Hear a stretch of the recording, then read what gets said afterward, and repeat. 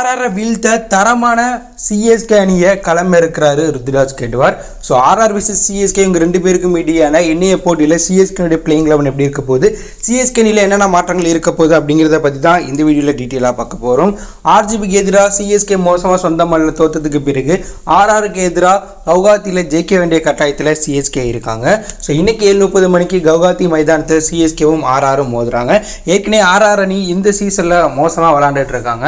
CSK அணி மும்பைக்கு எதிராக சிறப்பாக விளாண்டாலும் ஆர்ஜிபிக்கு எதிராக மோசமாக விளாண்டுருக்காங்க. அது மட்டும் இல்லாமல் 200 ரன்களுக்கு மேலே சிஎஸ்கேக்கு எதிராக அடித்தா அந்த பேட்ஸ்மேன்கள் அடிக்க மாட்டாங்க அப்படிங்கிற ஒரு வீக்னஸுமே வெளில தெரிஞ்சிருச்சு.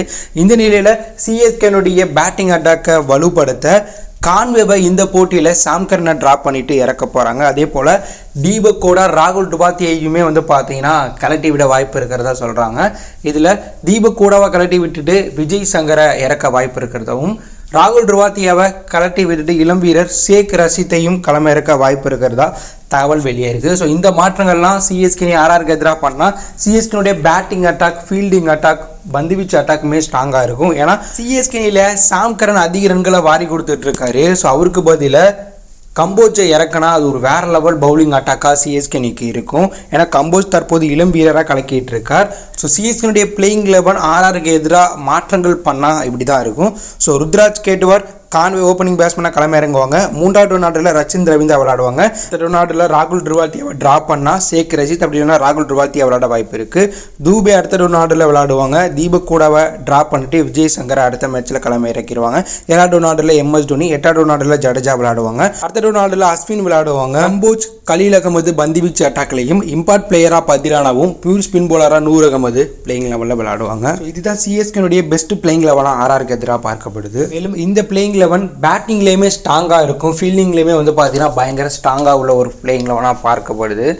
அது மட்டும் இல்லாமல் சிஎஸ்கே அணியுடைய அந்த மிடில் ஆர்டருமே இந்த பிளேயிங் 11 மூலம் ஸ்ட்ராங் ஆயிரும். இதனால் ஆர்ஆர் அதற்கப்புறம் நடக்க போகிற அடுத்தடுத்த போட்டிகளை சிஎஸ்கே தைரியமாக எதிர்கொள்ள வாய்ப்பு இருக்குது. ஸோ இந்த போட்டியை பொறுத்தளவில் டெவான் கான்வே கண்டிப்பாக அணிக்குள்ளே வரணும்னு ரசிகர்கள் முடிவு பண்ணிட்டாங்க. ஸோ சிஎஸ்கே நிர்வாகமே பார்த்தீங்கன்னா டெவான் கான்வேவை இந்த மேட்ச்சில் கண்டிப்பாக இறக்கிடுவாங்க. ராகுல் டுவாத்தியா, தீபக் கூடாக்கு மீண்டும் வாய்ப்பு தருவாங்களா இல்லை அவங்கள ட்ராப் பண்ணுவாங்களா அப்படிங்கிறத வெயிட் பண்ணி தான் பார்க்கணும். இந்த போட்டியை பொறுத்தளவில் கவுகாத்தி மைதானத்தில் நடக்கிறதுனால அந்த பிச் சிஎஸ்கே பிச் போல தான் பந்து வீச்சுக்கும் சாதகமாக இருக்கும், சிலப்போ ஸ்பின்னர்ஸுக்கும் சாதகமாக இருக்கும். இதனால் சிஎஸ்கே அணி சென்னை சேப்பக்கத்தில் விளையாடுறது போலவே அங்கேயும் விளையாட பார்ப்பாங்க. ஆர்ஆர் அணி தற்போது கொஞ்சம் தொய்வாக இருந்தாலும் அந்த அணியுமே சிஎஸ்கேவை வீழ்த்திட்டு கம்பேக் கொடுக்க ட்ரை பண்ணுவாங்க.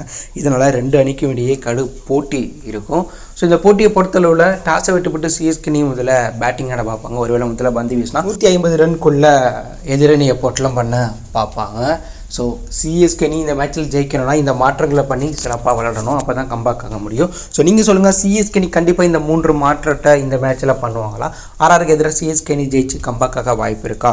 அப்படி ஒரு கருத்தை கமெண்ட்டில் லீவ் பண்ணுங்கள். இதில் பிடித்திருந்தால் லைக் பண்ணுங்கள், ஷேர் பண்ணுங்கள், கமெண்ட் பண்ணுங்கள். மறக்காம நம்ம சேனலை சப்ஸ்கிரைப் பண்ணி ஃபாலோ பண்ணுங்கள். தேங்க்யூ ஃபார் வாட்சிங்.